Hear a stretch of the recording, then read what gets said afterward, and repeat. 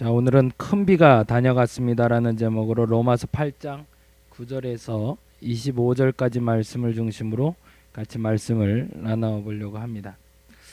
피해 규모를 사망자 순으로 보았을 때 세계 10대 자연재해 중에 1위부터 3위까지 한 나라가 있습니다. 어딜까요? 예, 맞습니다. 중국입니다. 중국은 10대 자연재해 중에 1위부터 3위까지를 다 가지고 있네요. 3위는 산시성 대지진이라고 1556년에 있었던 지진으로 약 82만 명에서 83만 명의 사람들이 재해를 당했다고 합니다. 1931년부터 1980년까지니까 50년 동안 발생한 7.0 이상의 지진은 490회, 그러니까 굉장히 많은 지진이 있었죠. 그 중에 8.0 이상 지진은 18회나 되는 것을 보면 지구가 생기고 지금까지의 크고 작은 지진은 셀 수 없이 많았다는 겁니다. 그 중에 2000년대 이후에 최악의 자연재해 중 6개가 지진이었습니다.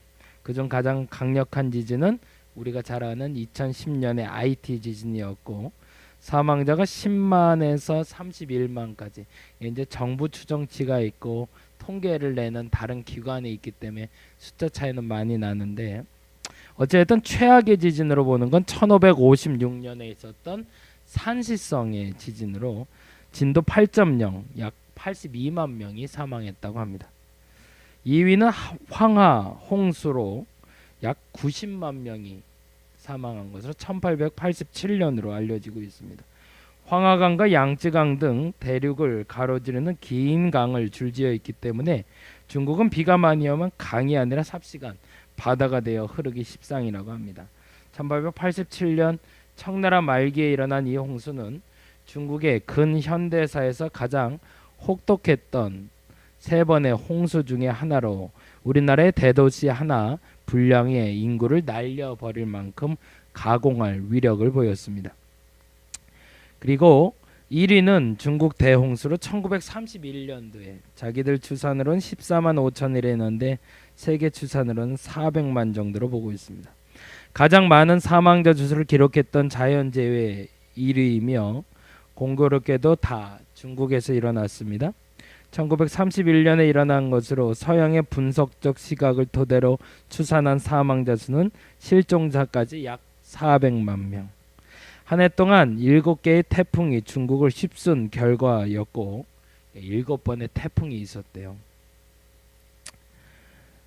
2위를 따돌릴 정도로 엄청난 양의 비가 왔고 홍수가 왔는데 황하와 양쯔강 두 강의 범람으로 인한 사태였다고 합니다. 자연재해 앞에 인간은 참으로 나약한 존재임을 알게 됩니다. 그런데 주목해야 될 부분이 있습니다. 자연재해의 근본 원인을 성경은 다음과 같이 이야기하고 있다는 겁니다. 한번 볼까요? 피조물이 고대하는 바는 하나님의 아들들이 나타나는 것이니 피조물이 허무한데 굴복하는 것은 자기 뜻이 아니요 오직 굴복하게 하시는 이로 말미암음이라. 바울은 8장 18절까지 구원의 초점을 인간에게 맞추었으나 이제는 보다 영역을 좀 넓혀서 모든 피조물에게까지 확산시켜가고 있습니다. 곧 인간의 타락과 함께 피조물들도 그 타락의 영향권 안에 들게 되었다는 것이며 하나님의 자녀가 그 영광을 회복함으로 피조물들도 그 영광에 동참할 수 있다는 사실을 보여주고 있는 겁니다. 인간의 타락은 자기 자신만 허무한 데 이끈 것이 아니라 그의 지배하에 있던 다른 모든 피조물까지도 허무하게 만들었다는 겁니다. 전도서의 저자는 이러한 허물을 매우 적나라하게 다음과 같이 표현하고 있습니다. 1장 8절에 보면 모든 만물이 피곤하다는 것을 사람이 말로 다 할 수 없나니 눈은 보아도 족함이 없고 귀는 들어도 가득 차지 아니하도다 라고 기록하고 있습니다. 피곤하다는 표현이 참 재밌죠. 은유적인 표현이니까요. 만물 자체가 그렇다는 얘기가 아니라 우리 눈으로 보기에도 아우 피곤해 보이네 뭐 이런 말투겠죠.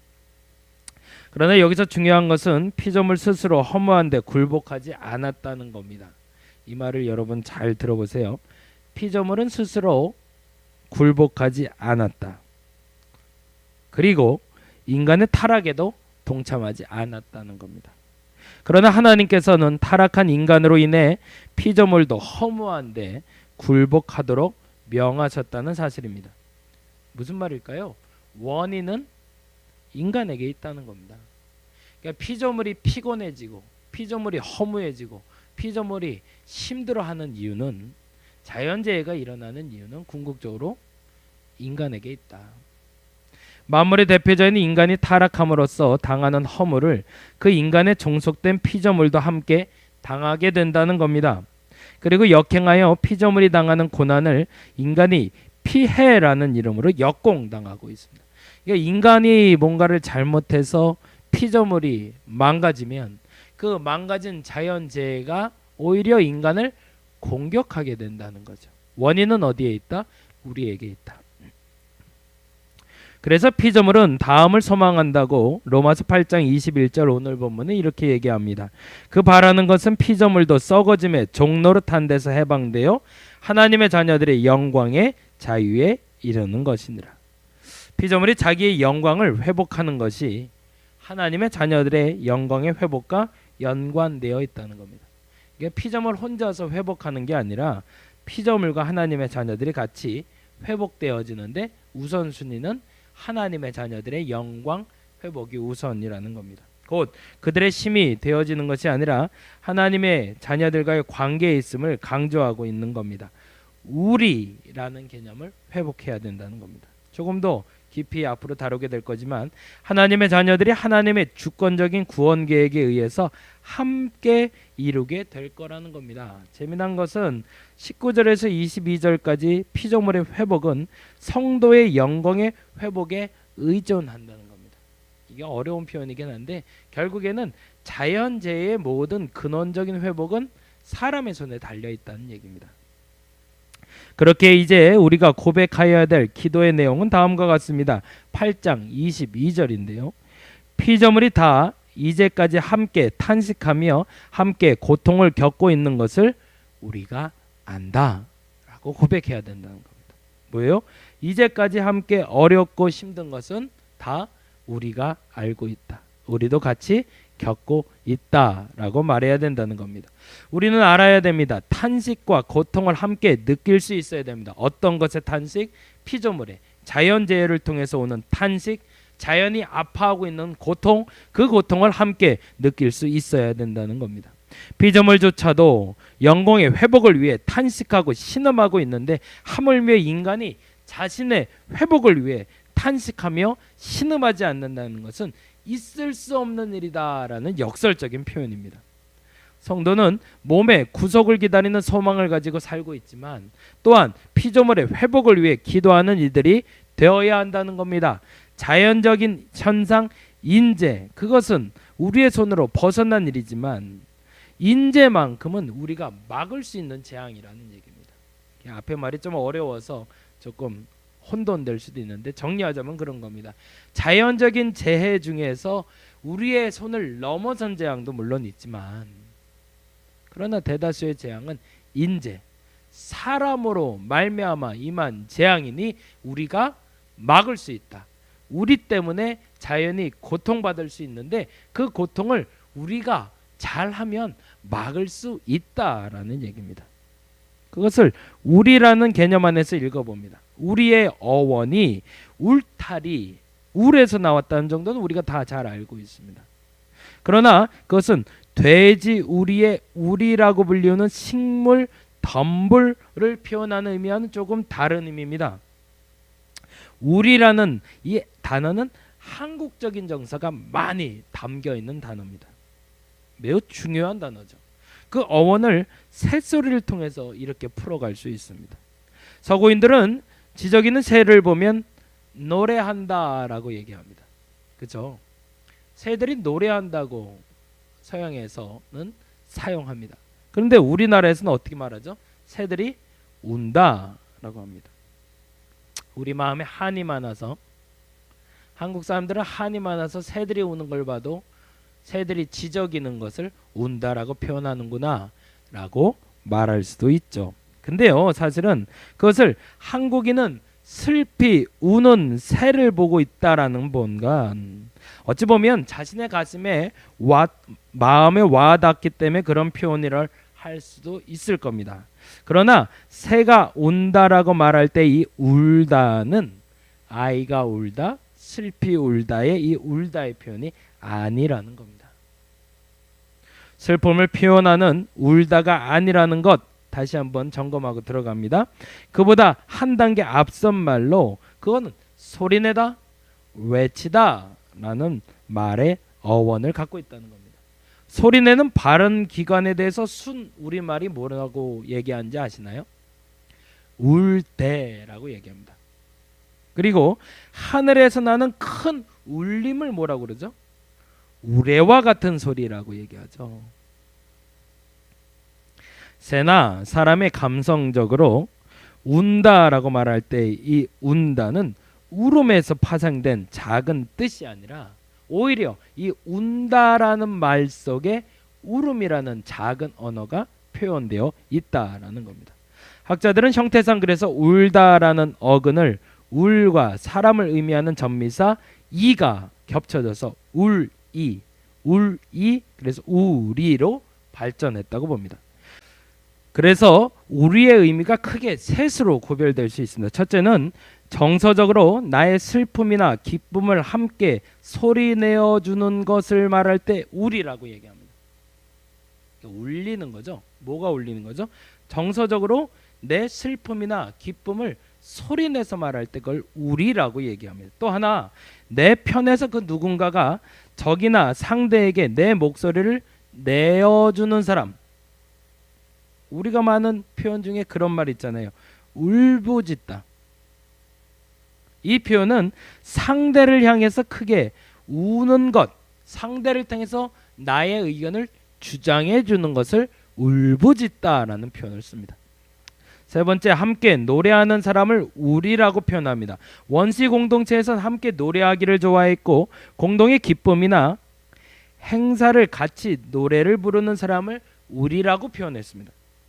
그러니 새들이 울다라는 그 울다도 슬피 울다가 아니라 노래하다라는 표현이 맞는 거겠죠. 그러니까 이 우리라는 단어는 단지 한 울타리만을 말하는 것이 아니라 하나의 공동체 속에서 한 소리를 낼 수 있는 것, 기쁨의 감정, 슬픔의 감정, 타인을 위한 탄원, 이 모든 것을 포함한 단어가 바로 우리라는 단어라는 겁니다. 우리라는 단어를 회복할 수 있기를 간절히 바랍니다. 함께 기뻐하고 함께 슬퍼하고 대변해주고 울부짖어주고 같이 노래할 수 있기를 바랍니다. 모든 것은 함께 누리고 함께 아파하는 것이 습관이 되어야 됩니다. 그게 우리 민족 정서에 맞다는 겁니다. 피조물도 함께 탄식하며 우리의 회복을 고대하고 있습니다. 그것이 앞선 성경의 표현이죠. 자연들도 우리랑 같이 기뻐하기를 원한다는 겁니다. 그리고 무엇보다 아직 우리들의 삶의 무게가 우리들의 생각보다 감당하기에는 너무 무겁다는 겁니다. 최근에 몇몇 분들하고 이야기를 나누면서 마음이 그렇게 아팠어요. 근데 아팠던 이유는 내가 감당할 수 있는 무게가 아니기 때문에 그랬습니다. 그분들은 덤덤하게 얘기하고 있지만 내가 만일 그 상태라면 저는 감당 못하겠더라고요. 그러한 삶의 무게가 너무 짓눌려서 교회에 나왔더라고요. 근데 교회는 그 억눌린 삶의 무게를 감당해 주지를 않더라는 겁니다. 교회는 뭐 하는 곳인데요? 그 울부짖음, 그 삶의 무게를 같이 지고 갈 수 있어야 되는데 어느 날부턴가 교회는 좋은 이야기 하는 곳, 나눔이 있는 곳, 그런데 삶의 무게를 같이 질 수는 없는 곳이 되어버렸다는 겁니다. 뭐가 빠진 거죠? 우리라는 개념이 빠져버린 거죠. 한 생을 살아가며 한 사람이 짊어진 삶의 무게가 생각보다 많이 무겁다는 것을 느낍니다. 그래서 하나님, 어쩌면 좋죠? 라는 기도를 최근에 많이 하게 됩니다. 제가 저드릴 수 있는 게 한계가 있더라고요. 심지어 자연도 그렇게 함께 하기 원한다고 말합니다. 자연이 아파하고 있습니다. 누구 때문에요? 나 때문에. 우리라는 공동체 개념이 바로 세워지는 공동체가 우리 공동체이기를 바랍니다. 얼마 전까지만 해도 가뭄 때문에 걱정을 많이 했습니다. 비가 안 와서 비 좀 와야 되는데, 땅이 다 갈라지는데. 근데 그 말이 무색하게 요즘 뉴스는 오히려 더 무섭습니다. 중북부 지역에 시간당 90mm가 넘는 장마비가 쏟아지면서 청주 지역에 홍수, 산사태주의보가 발효되는 등 침수 피해가 잇따르고 있습니다. 청주 기상지청은 16일 오전 9시 현재 시간당 91.8mm의 폭우가 내렸다고 밝혔습니다. 이는 기상 관측 이래 7월 시간당 강수량으로는 가장 많은 양이었다고 합니다. 이러한 집중호우에 대해서는 우리의 인력으로는 감당할 수 없는 범위입니다. 그런데 동일한 날 16일 당일에 경기도 광주 새벽 4시에 경기 지역에 번개를 동반한 집중호우가 내렸습니다. 그리고 우려했던 대로 오포읍 문형리 수렁천 일대 일부가 가옥이 침수되고 말았습니다. 일대 하천 공사장 장애물 때문에 게릴라성 집중호우 시에는 상습 침수 지역이라고 지적했음에도 불구하고 장애물인 임시 가도를 중장비로 흙을 파내면 간단히 해결할 문제인데 무슨 이유인지 시정되지 않아 침수 피해를 자초했다는 겁니다. 막을 수 있는 피해도 있습니다. 물론 막을 수 없는 피해도 있습니다. 중요한 것은 막을 수 있는 피해가 되었던 막을 수 없는 피해가 되었던 피조물이 다 이제까지 함께 탄식하며 함께 고통을 겪고 있다는 것을 우리가 전제 알아야 된다는 겁니다. 그리고 최소한 막을 수 있는 피해만큼은 우리가 책임져야 된다는 겁니다. 뜬금없이 갑자기 여기 앞에 다리 제방 공사를 한다고 그래서 도대체 왜 하는지 잘 모르겠지만 그것이 오히려 유익한 일에 사용되면 참 좋겠습니다. 모두가 알고 있는데 우리가 아니기 때문에 방치되는 피해가 있기 때문에 그렇습니다. 자연은 자연스럽게 그 말대로 하나님 앞에 순응합니다. 그래서 격하게 반응도 합니다. 태풍도 나옵니다. 홍수도 일으킵니다. 지진도 나옵니다. 그건 하나님 앞에 자연이 반응하는 겁니다. 그러나 때로는 순하게 반응하기도 합니다. 이 역시 하나님 앞에 자연은 순응하고 있기 때문에 그렇습니다. 순종하는 거죠. 그런데 인간이 역행해서 인위적으로 막아놓은 길에 하나님께 순응하고자 자연이 인력을 거슬러서 우리에게 재앙이라는 것을 가져올 수도 있다는 겁니다. 그러나 그러한 때도 우리는 각자 자신의 소견에 옳은 대로 행동합니다. 마치 사사시대 타락의 절정에 이른 것처럼 우리가 없어지고 나라는 사실만 중요시 여깁니다. 충주에 집중호우가 됐는데 마음 아파하는 사람 몇이나 있을까요? 집이 다 떠내려가고 차가 다 떠내려가고 사람이 아무도 남지 않았댔는데 아무것도 남지 않았댔는데 우리는 덤덤합니다. 각자가 아니라 우리라고 생각할 수 있기를 간절히 바랍니다. 남의 일이 아니라 우리 일이라고 말할 수 있기를 바랍니다. 기독교인들이 자신만을 위해 살지 말아야 됩니다. 큰 비가 다녀갔습니다. 피해가 있는 지역도 있다는 소식이 계속 들려옵니다. 그러나 안도의 한숨을 쉬는 곳의 소식도 들립니다. 가뭄이 해갈돼서 농사가 잘 맞춰질 거라는 이야기도 들립니다. 2018년 최저 시급이 결정되었다고 합니다. 7,530원. 어마어마한 숫자입니다. 올해 결정된 최저 시급으로 10%대 인상은 유례가 없는 파격이라고 말합니다. 그래서 몇몇 자영업자들의 탄식 소리도 들립니다. 몇몇 사람들의 희망의 소리도 들립니다.